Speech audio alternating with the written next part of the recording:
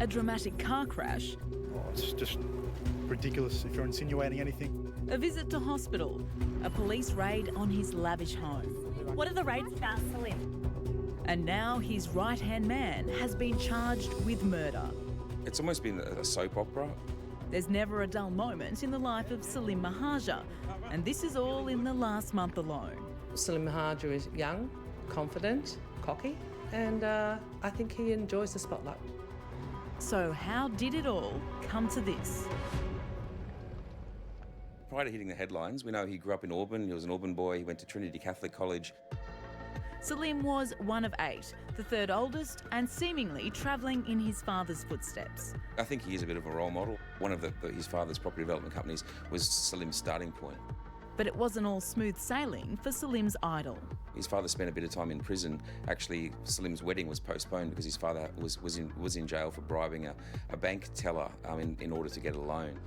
The first time Salim hit our headlines was at the beginning of 2012, when his Ferrari ran over a mother and daughter on the streets of Lidcombe. Shattered imprints where the Ferrari slammed into 2 women. He was later acquitted of a negligent driving charge on appeal, but his insurer later pays the women $1.7 million. It wasn't to be until 3 years later that he would become a household name. It was a wedding that stopped a suburb, annoyed the cops, and put the Mehajer name on the map. Anthony Clan is an investigative journalist with The Australian, and he's been following Salim from that day. We had 4 helicopters, we had a jet flyover, $50 million worth of supercars, we had dozens of people, hundreds of people walking up the street, which was actually not legally closed off, so that obviously raised a few eyebrows. In the weeks that followed, the Mehajers drip-fed us more of their love story, top-notch productions with no expense spared. A pre-wedding video shot on the grounds of a university neither of them attended, and a nod to how they thought they'd look into the future. 3, 2, 1. No! It's the carefully constructed world of Salim Mehajer, because if you didn't film it, it didn't happen. There was the bizarre interview he conducted with 9 News, insisting on delivering his speech behind a podium, presidential style, relegating his First Lady to the background. So you want her to stand next to you at the podium? Yeah, why not? Just probably step back though, like 2 metres. And announcing his ambitions to be Prime Minister. And I'd love to make my way up to the very top spot. But from the lofty goals of being the country's top dog, Salim began to crumble. Ordered to face court over a string of traffic offences.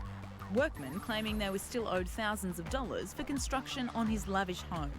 And Auburn Council dramatically suspended, placed in the hands of an administrator while its decisions were scrutinised by an independent reviewer. The wedding was what drew the attention on Salim, but even more so it brought attention onto what was going on in the council. Irene Sims is a former councillor from Auburn. She was unhappy with a lot of decisions made by her fellow councillors, particularly that of the Super Six, 6 councillors, including Salim.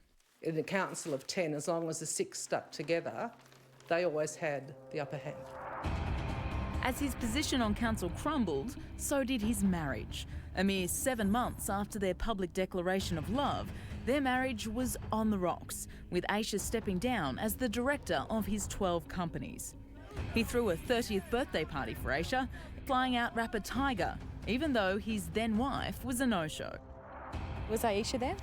I didn't see her, no. A couple of months of denial followed, then police lodged an AVO on behalf of Aisha. She declined an interview with us over email, but her sign-off was all we needed. She was back to Aisha Learmonth, no longer a Mehajer. Aisha, you got 5 minutes to give me a call. If you don't call me in 5 minutes, I'm gonna wrap your mum and your dad. The first real insight into Salim's behaviour at home.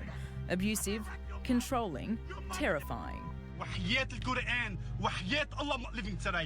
A Current Affair obtained this exclusive vision from a concerned friend who wanted to show the world the type of man Salim really is. Without his wife by his side, Salim went travelling with his mates, only to find himself in trouble with authorities on the Spanish party island of Ibiza. He was arrested without charge, but there was more trouble waiting for his family upon his return home.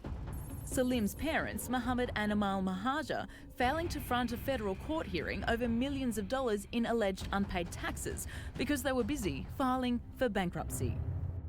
Salim's name is a frequent fixture on the New South Wales court lists. It's often difficult to keep up with how many cases he's involved in. There's AVOs, assault charges, unpaid debts and electoral fraud matters. It's hard to imagine how the boy from Sydney's West ended up in so much trouble. 2017 has certainly been colourful. There's the 2 assault charges on a taxi driver and a TV journalist. Salim and his sister face court on allegations of electoral fraud. His sister has since pleaded guilty. Salim has denied all of the assault charges and the electoral fraud charge. The electoral fraud is the one that I think, if that sticks, that's probably the court case that will see him put in jail. 2 of Salim's property development businesses have gone belly up, with creditors pursuing him for a whopping $97 million. Have you got anything to say to those people that you owe money to? But nothing phases Teflon Salim. He's recently unveiled his own wedding and event planning company. And inspired by Rebel Wilson, he's threatened to launch Australia's biggest defamation case with his lawyer sister against Australian media outlets, including A Current Affair. To my understanding, he hasn't taken any legal action against any media outlets yet, but I guess watch this space. He may be too distracted. As we told you last night, his close friend Ahmed Jugbeer has been charged with the murder of underworld figure Kamel Blackie Barakat. And while we're not in any way suggesting Salim is also involved in the crime, we do believe the raid on Salim's house was sped up to coincide with the timing of Jugbeer's arrest. As for what the rest of the year holds, Irene isn't sure.